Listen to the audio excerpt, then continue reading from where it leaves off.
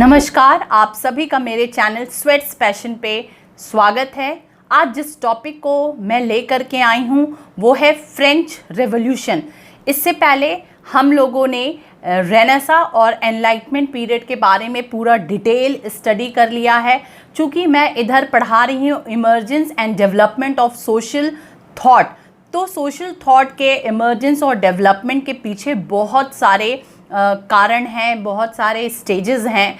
तो एक एक करके मैं सारे स्टेजेस को आपको डील कर रही हूँ।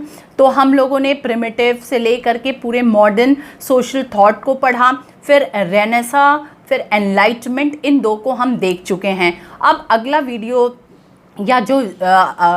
वीडियो जो हमारा होगा वो है इंडस्ट्रियल रेवोल्यूशन पे, पर उससे पहले हम यहाँ पर पढ़ेंगे फ्रेंच रेवोल्यूशन, क्योंकि फ्रेंच रेवोल्यूशन इंडस्ट्रियल रेवोल्यूशन के पहले आया। तो मैं आप सभी से ये रिक्वेस्ट करती हूँ कि इस वीडियो को कंप्लीट देखिएगा, अपने कंसेप्ट को प्लीज़ पूरी तरह से क्लियर करिएगा। तो चलिए स्टार्ट करते हैं हम अपना आज का वीडियो, फ्रेंच रेवोल्यूशन। तो इससे पहले वीडियो में हम लोगों ने ये देखा था कि रेनेसा और एनलाइटमेंट पीरियड का दौर क्या था, क्या क्या कारण थे इनके घटित होने के पीछे, और इन दोनों ही प्रघटनाओं ने किस तरह से सोसाइटी को बदला। इसी बदलाव के क्रम में कहीं ना कहीं फ्रेंच रेवोल्यूशन आता है। समाज की कुछ ऐसी परिस्थितियां हो गई थी जिससे ये क्रांति घटित हुई। तो कहीं ना कहीं से जो भी घटना होती है उसके पीछे कुछ न कुछ आधारशिलाएं होती हैं। रेनेसा होने के पीछे के कारण उसके पीछे का समाज रहा, एनलाइटमेंट होने के पीछे रेनेसा का काल रहा, और फ्रेंच रेवोल्यूशन आने के पीछे रेनेसा और एनलाइटमेंट बहुत ज़्यादा रिस्पॉन्सिबल है। तो the French revolution was a period of a great upheaval and revolutionary movement in France that took place in 1789 and continued to 1799. Please don't forget this कि जो फ्रेंच रेवोल्यूशन का समय है वो 1789 से 1799 तक चला। ठीक है, तो सबसे पहले हमें ये याद रखना होगा कि 1789 से 1799 तक फ्रेंच रेवोल्यूशन चला। During the era of Enlightenment, French stood at the center of the intellectual movements, and the French thinkers who were known as philosophes began to challenge the existing regime in the French. तो हमने आपको पहले ही video में बताया है कि किस तरह से रेनेसा और एनलाइटमेंट पीरियड में चेंजेस हुए, और किस तरह से जो फॉर्मल थिंकर्स का जो इस्टेब्लिशमेंट हुआ एनलाइटमेंट पीरियड में तो उसमें फ्रांस जो एक केंद्र के रूप में स्थापित हुआ था। तो कहीं ना कहीं से जो थिंकर्स आए, जो एग्जिस्टिंग जो सिस्टम था, एग्जिस्टिंग जो पावर था, उनको उन्होंने चैलेंज किया। एग्जिस्टिंग पावर मतलब वही फ्यूडलिज्म, एरिस्टोक्रेटिक सिस्टम, उसको कहीं ना कहीं से जो नए थिंकर्स आए एनलाइटमेंट पीरियड में, उन लोगों ने उसे चैलेंज किया। और जो फ्रेंच रेवोल्यूशन का टाइम है, उस टाइम पे वैसे थिंकर्स को फिलॉसफीज़ कहा जाता था, और उनके कंट्रीब्यूशन को बहुत ज़्यादा रिस्पॉन्सिबल माना जाता है फ्रेंच रेवोल्यूशन में। देखिए, दो धाराएं मैं आगे आपको चल के बताऊंगी, दो विचार हैं। कुछ का मानना है कि जो दार्शनिक थे वो कहीं ना कहीं से फ्रेंच रेवोल्यूशन की आधारशिला तैयार किए, और कुछ का मानना है कि नहीं, दार्शनिकों का बहुत महत्व, बहुत इम्पोर्टेंस नहीं है फ्रेंच रेवोल्यूशन में। फ्रांस के उस समय के समाज, उस समय की आर्थिक व्यवस्था या उस समय का जो राजनीतिक व्यवस्था था वो उत्तरदायी कारक है फ्रेंच रेवोल्यूशन के लिए। तो दो तरह के विचार आते हैं। तो फ्रांस में जो फ्रेंच थिंकर्स थे उन्हें हम फिलॉसफीज़ कहते हैं। उसमें दो थिंकर्स बहुत ज़्यादा इम्पॉर्टेंट हुए। इनके नाम मैंने पहले भी बताया है मॉडर्न सोशल थॉट को जब मैं डिस्कस कर रही थी, क्योंकि कहीं ना कहीं से ये मॉडर्न सोशल थॉट का ही पार्ट है, फ्रेंच रेवोल्यूशन और इंडस्ट्रियल रेवोल्यूशन और इसके आगे। तो Montesquieu was one of the philosophies, उसमें मॉन्टेस्क्यू और रूसो इन दो का बहुत ज़्यादा रोल रहा है। During 18th century Europe had a absolute monarchy, ठीक है, 18वीं शताब्दी तक यूरोप में एब्सोल्यूट मोनार्की था, मतलब शासन जो था वो केंद्रीकृत व्यवस्था थी, डिसेंट्रलाइज सिस्टम नहीं था। Montesquieu therefore advocate separation of power between the executive, legislature and judiciary, जो आज इंडियन सिस्टम में है कि तीनों के पावर अलग अलग होंगे, एग्जीक्यूटिव का पावर अलग होगा, लेजिस्लेशन का पावर अलग होगा और जुडिशरी सिस्टम के पावर अलग होंगे, सबके अपने अपने रोल होंगे और कोई किसी के काम में हस्तक्षेप नहीं करेगा। ये हम सेपरेशन ऑफ पावर इसको कहते हैं। पर 18th सेंचुरी में यूरोप में ऐसी कोई व्यवस्था नहीं था, वहाँ पर एब्सोल्यूट मोनार्की था। तो मॉन्टेस्क्यू इसको इसको खारिज करते हैं ऐसी व्यवस्था को। Rousseau was another philosophies was radical in his approach. उसी तरह रूसो हैं जिनका थ्योरी है सोशल कॉन्ट्रैक्ट का। मैंने थोड़ी सी बातें जब मॉडर्न सोशल थॉट में पढ़ा रही थी तो उसमें बताया है मैंने। तो सोशल कॉन्ट्रैक्ट का थ्योरी है और उसमें भी इन्हें एक रेडिकलवादी विचारक के रूप में जाना जाता है। तो मैंने जैसा पहले बताया कि 1789 से 1799 के बीच फ्रांस की निरंकुश एवं स्वेच्छाचारी राजनीतिक सत्ता के विरुद्ध एक क्रांति थी, ठीक है। तो आपसे पूछा जाएगा कि फ्रेंच रेवोल्यूशन क्या होता है, तो आप बताइएगा कि 1789 से 1799 के बीच जो निरंकुश या स्वेच्छाचारी राजनीतिक सत्ता थी उसके खिलाफ या उसके विरोध में एक क्रांति हुई, जिसके मूल में उस क्रांति का ऑब्जेक्टिव क्या था आप याद रखिएगा, असमानता और भेदभाव आधारित सामाजिक एवं आर्थिक व्यवस्था विद्यमान थी। तो उस समय का सिचुएशन क्या था कि असमानता था, भेदभाव था और इसी पे आधारित उनकी सामाजिक और राजनीतिक व्यवस्था थी फ्रांस की उस समय पर। इस क्रांति ने संपूर्ण विश्व में संप्रभुता, समानता और बंधुत्व पर आधारित मापदंड को प्रसारित किया, ठीक है। कितना बड़ा चेंज आया। आप अभी हम इसको ऐसे पढ़ते हैं तो लगता है कि बस ऐवे ही हम करके निकल जाते हैं, पर उस समय का सोसाइटी मैंने पूरा डिस्क्राइब किया है आपको कि कैसा कैसा समाज था। तो उस समय का सोसाइटी में इतना बड़ा विचार लाना, स्वतंत्रता का मतलब फ्रीडम का कोई सोच नहीं सकता था। तो फ्रीडम, समानता मतलब इक्वालिटी और फ्रेटर्निटी की बात की गई और यही ऑब्जेक्टिव लेकर के फ्रांस की क्रांति हुई। तो ग्राउंड फॉर फ्रेंच रेवोल्यूशन का ग्राउंड क्या बना था? यूरोप में पुरातन व्यवस्था थी, ये ऑलरेडी मैंने समझाया हुआ है कि यूरोप में फ्यूडलिज्म था। फ्यूडलिज्म में सबसे ऊपर एक पोप रहता था, राजा होता था, पादरी होता था, उसके नीचे सामंत होते थे और उनके नीचे सामान्य वर्ग होता था, कृषक और दास। ये शोषक वर्ग कहलाते थे और वो शोषित वर्ग कहलाते थे। ये शोषण करते थे और उनका शोषण होता था। निरंकुश सामंत कुलीन तंत्र, मैंने आपको बताया था कि जब फ्यूडलिज्म स्टार्ट हुआ था ये सिस्टम, तो वो बहुत अच्छा काम करता था, सिक्योरिटी का काम करता था, टैक्स कलेक्शन का काम करता था। जो ऊपर की अथॉरिटीज़ होती थी, राजा, उनको शासन के नियंत्रण में बहुत मदद करता था। पर समय काल में धीरे धीरे फ्यूडलिज्म जो एक स्ट्रक्चर था वो धीरे धीरे कोलैप्स होने लगा, मतलब उसके जो मेन ऑब्जेक्टिव्स थे वो कहीं ना कहीं से टूटने लगे, कोलैप्स होने लगे और इस तरह से निरंकुश शासन तंत्र के रूप में सामंतवाद स्थापित होने लगा। चर्च व्यवस्था थी, ऑलरेडी ये सारे पॉइंट्स डिस्कस हो चुके हैं। आप पूरे वीडियोस को क्रम से देखिएगा, आपको समझ में आ जाएगा। विशेषाधिकार से युक्त समाज था, कृषि प्रधान अर्थव्यवस्था थी, एग्रीकल्चरल बेस्ड सोसाइटी थी एंड अनस्किल्ड फाइनेंशियल इंस्टीट्यूशन थे, अकुशल वित्तीय संस्थाएं थी। तो ये ग्राउंड था फ्रेंच रेवोल्यूशन का, मतलब ये रीज़न थे जिसकी वजह से ऐसी क्रांति होनी तो ज़रूरी थी। मतलब इसका होना कोई आप ये कह सकते हैं कि कोई नई बात नहीं थी, ऐसा समाज होते जा रहा था कि इस तरह की क्रांति की आवश्यकता थी और ये ग्राउंड तैयार हुआ। अब नेक्स्ट पॉइंट को हम लोग शुरू करते हैं, कॉजेज ऑफ फ्रेंच रेवोल्यूशन, क्या कारण थे। तो इसको मैं अलग अलग पॉइंट्स में डिस्क्राइब करूंगी, political reason, economic reason, social reason. तो सबसे पहले पॉलिटिकल रीज़न हम लोग देखते हैं कि फ्रेंच रेवोल्यूशन के पीछे राजनीतिक कारण क्या थे।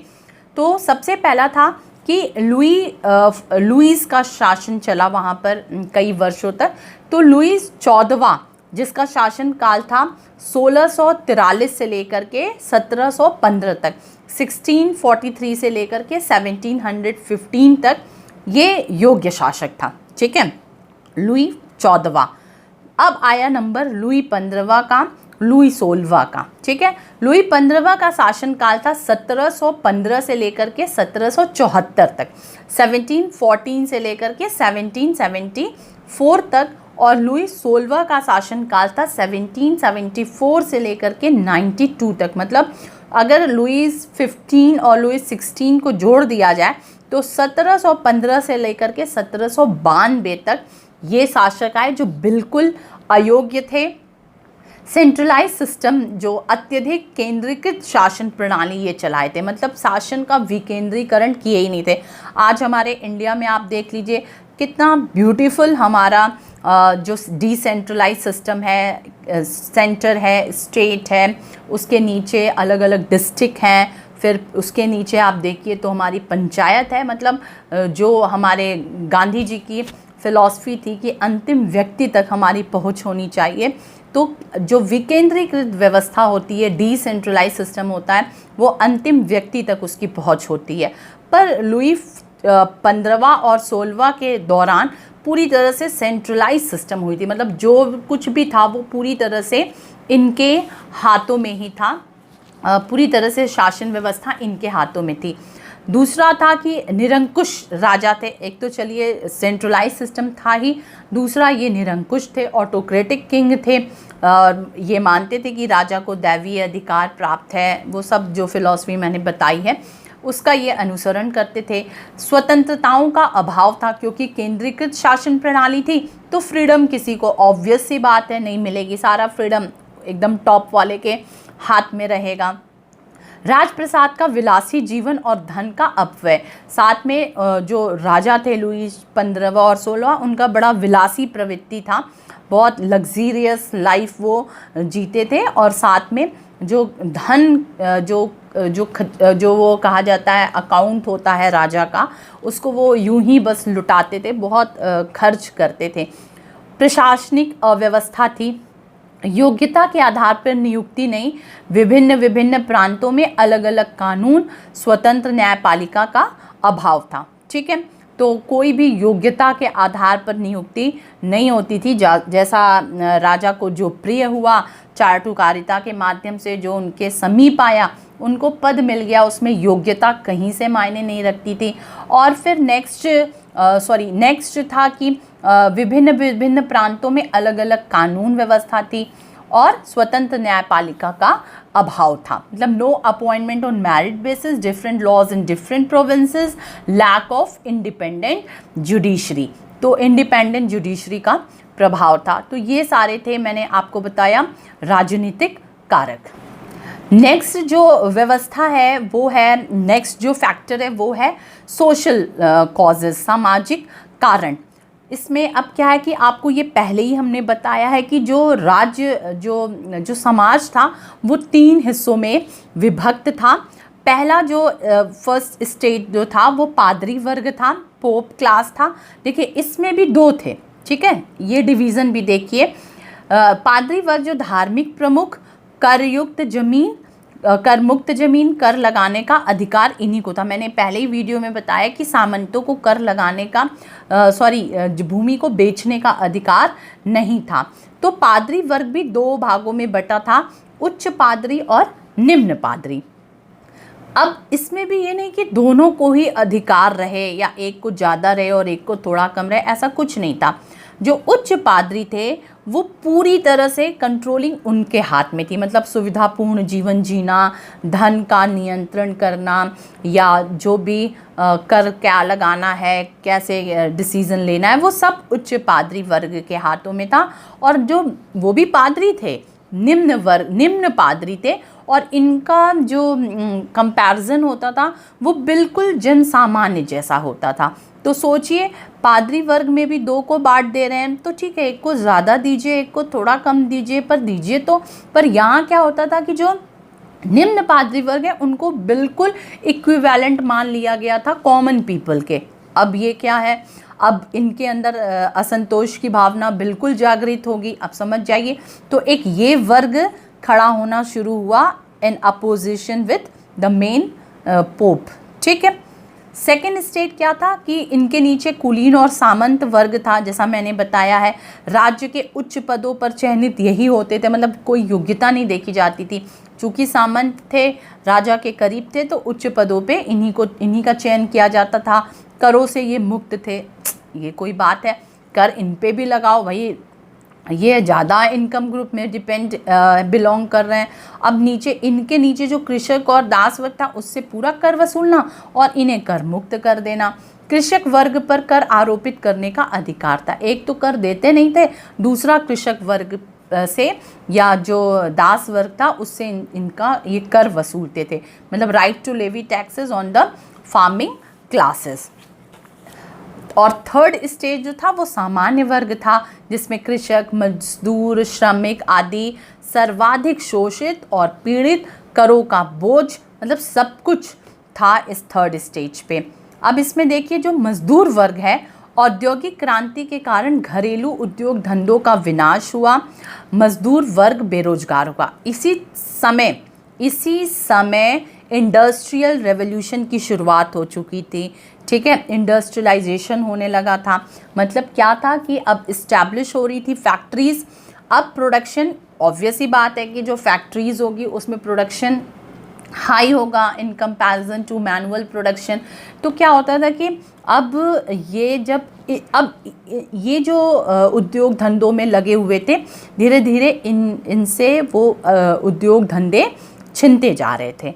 तो रोजगार की तलाश में पेरिस की ओर पलायन हुआ इनका। ठीक है, अब चूँकि जगह जगह जो आउटर एरिया था, या जो हम कह सकते हैं चूँकि कृषि प्रधान उस समय समाज था, तो गाँवों से लोग पेरिस की तरफ पलायन करने लगे। किस लिए करने लगे? वो रोजगार के लिए करने लगे थे कि चलो शहरों में, आप जानते हैं कि इंडस्ट्रियलाइजेशन से अर्बनाइजेशन बढ़ता है और अर्बनाइजेशन से माइग्रेशन बढ़ता है, ये कॉन्सेप्ट भी आप जान रहे हैं।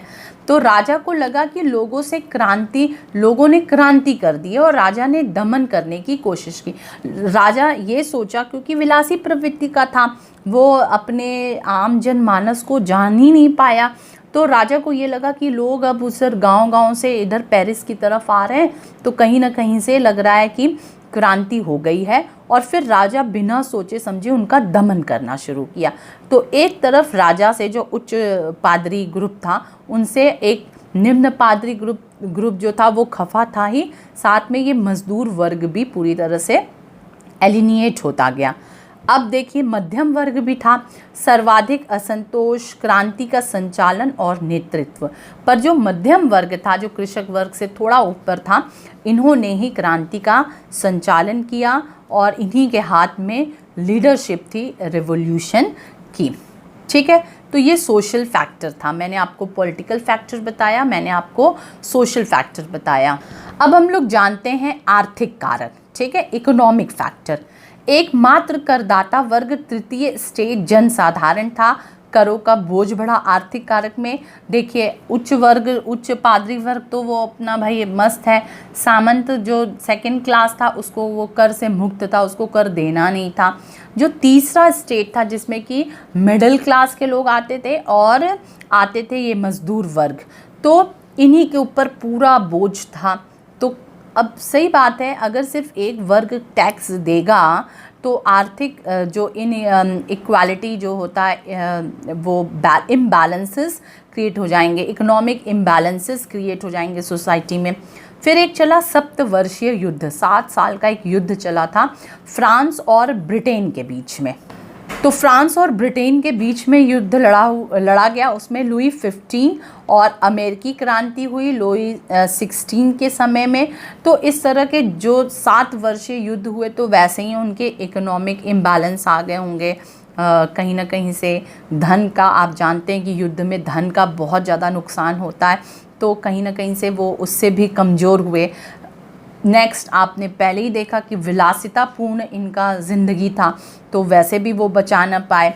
कर सुधार के सुझावों का विरोध किया। एक ये चीज़ देखिए कि उस समय के जो कुछ विचारक थे, फिजियोक्रेट्स एक थे, फिजियोक्रेट्स, नेकर, तुर्गा, कैलोन, ये कुछ आर्थिक विचारक थे उस टाइम के।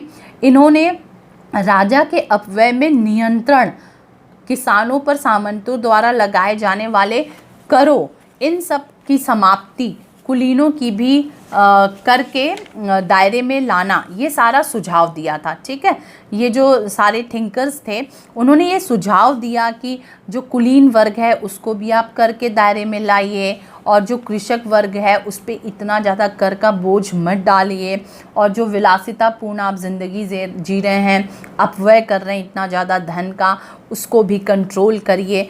तो ये सब सुझाव दिया पर उसको माना नहीं गया। तो कुछ ये कारण थे इकोनॉमिक, पॉलिटिकल, सोशल, जो फ्रेंच के रिवॉल्यूशन में आए, कारण बने। अभी जो मैंने यहाँ पर लिखा है कि दार्शनिकों की क्या भूमिका थी, मैंने पहले ही बताया कि दो मत हैं इसमें। कुछ लोगों का मानना है कि मॉन्टेस्क्यू और रूसो जैसे दार्शनिकों के विचार के कारण ही फ्रेंच रिवॉल्यूशन की आधारशिला बनी, पर कुछ का मानना है कि नहीं, समाज ही वैसा था जैसा आपने देखा कि पॉलिटिकल सिस्टम क्या था, सोशल सिस्टम क्या था, इकोनॉमिक सिस्टम क्या था। तो फ्रांस का तत्कालीन समाज ही वैसा था कि क्रांति होनी ही थी, तो ऐसा था। अब देखिए क्रांति वाले दिन क्या होता है कि 5 मई 1789 को, ठीक है, meeting of the state general का एक अधिवेशन होता है। इसमें क्या है कि तृतीय स्टेट की जनसंख्या लगभग दुगुनी थी।